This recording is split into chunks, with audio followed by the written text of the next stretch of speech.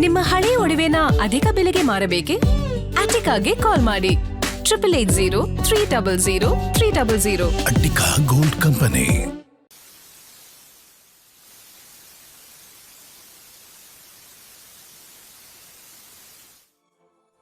ಗಾನ ಕೋಕಿಲೆ ಎಸ್ ಜಾನಕಿ ಅವರ ಮನೆಯಲ್ಲಿ ಇದೀಗ ನೀರವ ಮೌನ. ಇನ್ನು ಅಮ್ಮನನ್ನ ಕಳೆದುಕೊಂಡ ಇಡೀ ಮನೆ ಇದೀಗ ಶೋಕ ಸಾಗರದಲ್ಲಿದೆ. ಜಾನಕಿ ಅವರು ಕೊನೆ ದಿನಗಳನ್ನು ಕಳೆದ ರೂಮ್ನಲ್ಲಿ ಅವರು ಇಷ್ಟಪಟ್ಟು ಸಾಕಿದ ಶ್ವಾನ ಕೂಡ ಮಂಕಾಗಿ ಕೂತಿತ್ತು. ಇನ್ನು ಒಂದು ಕಡೆ ಮೌನವಾಗಿ ತನ್ನ ನೋವನ್ನು ಹೊರ ಹಾಕ್ತಾ ಇದೆ. ಸಾಕಷ್ಟು ಸಂಖ್ಯೆಯಲ್ಲಿ ಅಭಿಮಾನಿಗಳು ಕೂಡ ಬರ್ತಾ ಇದ್ದಾರೆ. ಗಾಯನವನ್ನು ನಿಲ್ಲಿಸಿದ ಗಾನ ಕೋಗಿಲೆ, ನಂಬಿದೆ ನಿನ್ನ ಸಂಧ್ಯಾ ರಾಗವನ್ನು ಹಾಡಿದ ಎಸ್ ಜಾನಕಿ, ಶಿವ ಶಿವ ಎನ್ನದೆ ನಾಲಿಗೆ ಏಕೆ ಅಂತ ಹೇಳಿ ಹಾಡನ್ನು ಮುಗಿಸಿದ ಎಸ್ ಜಾನಕಿಯವರು.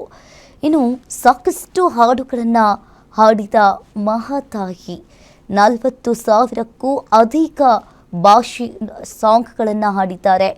ಇನ್ನು 20ಕ್ಕೂ ಹೆಚ್ಚು ಭಾಷೆಗಳಲ್ಲಿ ಹಾಡುಗಳನ್ನು ಹಾಡಿದ್ದಾರೆ.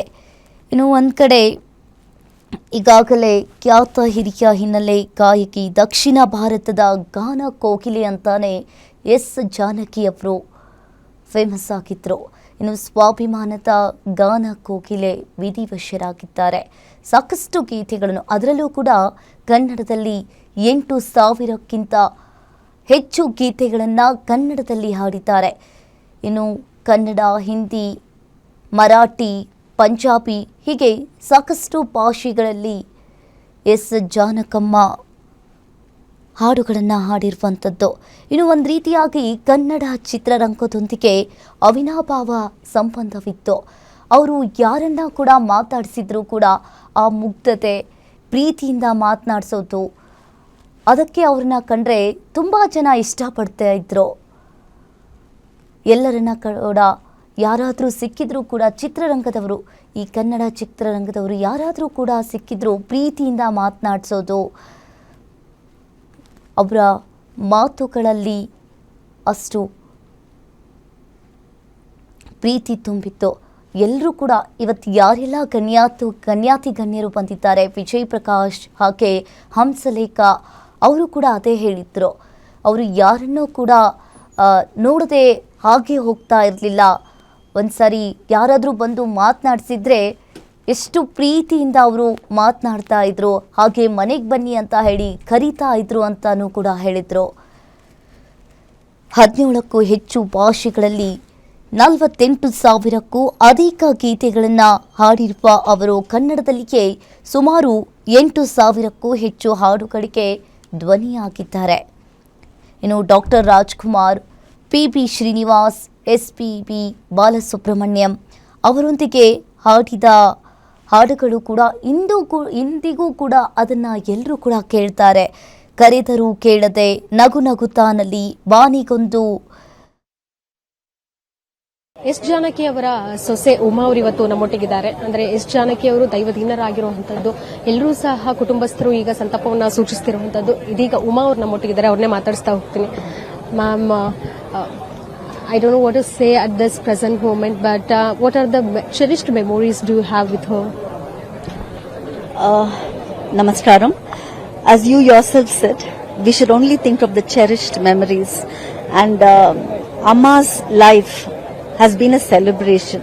So instead of mourning her demise, we should celebrate her life.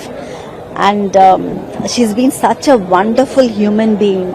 Apart from being a celebrated singer, and I've had such beautiful memories with her personally.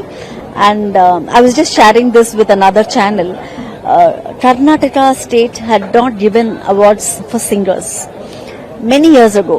So she spoke for the singers, on behalf of the singers, and she actually stopped singing for Kannada movies for a while. And then only they started giving the awards. This she's told me personally. And I'm very proud of her because she stood for what was right as a woman, as a singer, and as a person. Was there a side of Janaki Amma where public were not known about Janaki Amma? Public doesn't know.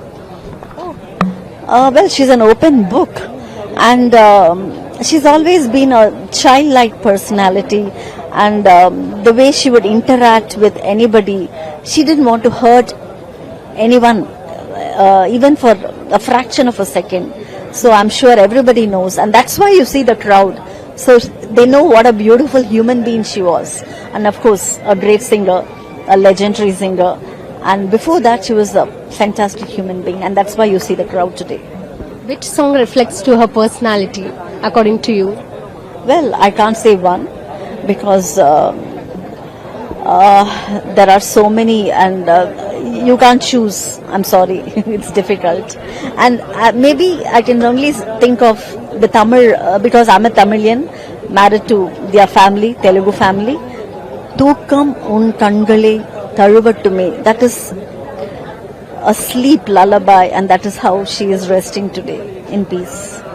Okay, well, how did Janaki Amma balanced her career? Yeah.